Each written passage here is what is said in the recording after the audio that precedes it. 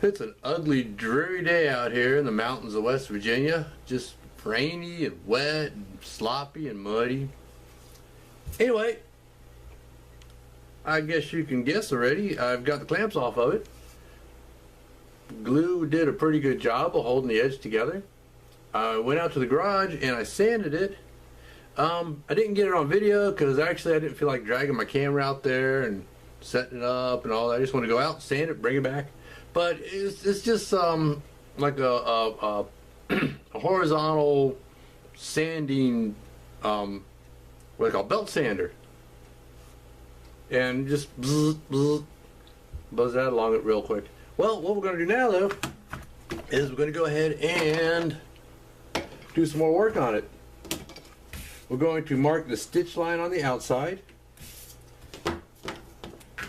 bevel our edges, and then of course once we do that we're going to have to touch them up with the black dye. Then we can go ahead and do our punch our stitch holes. First thing I'm going to do is put this on here, line it up, and mark down here where it's going to end, so I know where my stitch line is going to end. Let's see now.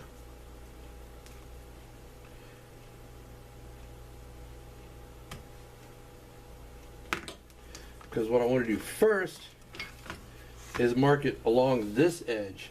Now I have my dividers set at just proud of 1/8 of an inch, which is how I put the stitch line on most everything I make, and that usually comes out looking pretty good. But on this one I'm going to use black stitches.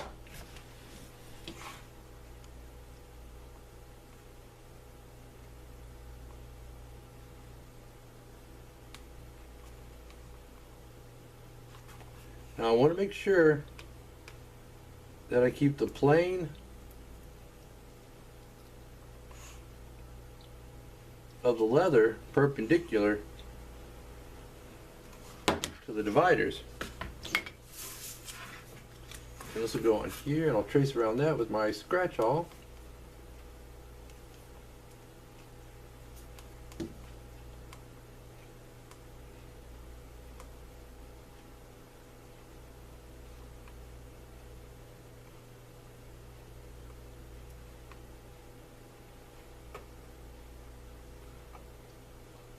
I'm way off the camera. Let me move over here.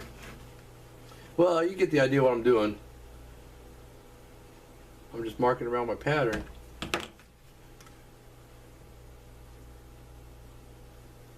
Basically, I don't know if you can see this, but I have it scratched in there where the stitch holes are going to go.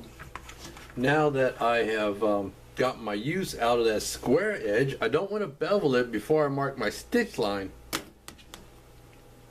because my dividers have to ride along a straight line or a flat edge. Because if I bevel it beforehand, I won't get the accuracy that I will by laying the dividers against the edge. So I'll just go ahead and bevel it with my edge beveler. Let me adjust this a little.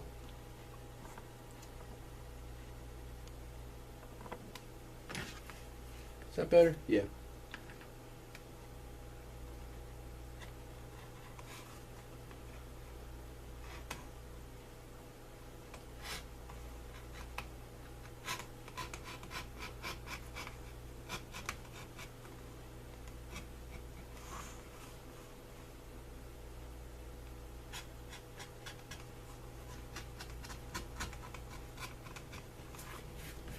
Okay, and do both sides.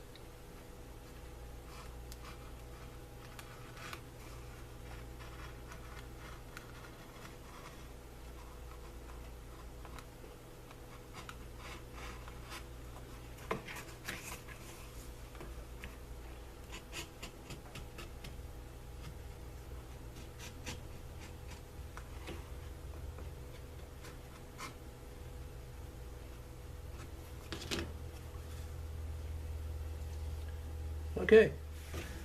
Now let's see. I guess I can go ahead and punch my stitch holes. Let me clean the stuff off my bench real quick.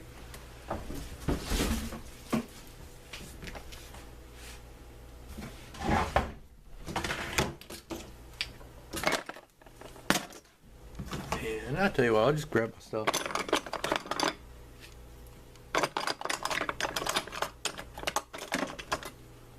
I know it's in here. There it is. And I use these to punch my stitch holes. I'll mostly be using this one because there aren't many straight lines here. And the way I do that is I start off by marking it.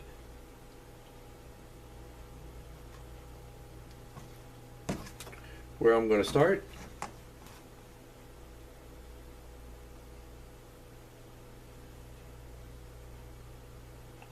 And where I'm going to stop.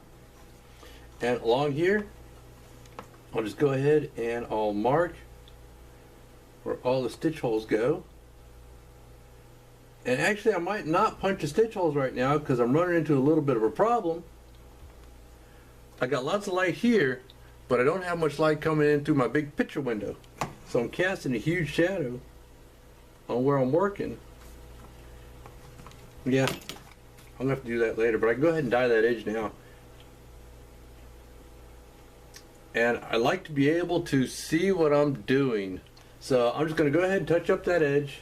Just take a little bit of the black dye and the dauber and just touch that up real quick.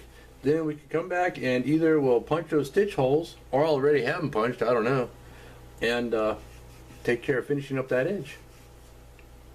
Well, we'll see you then.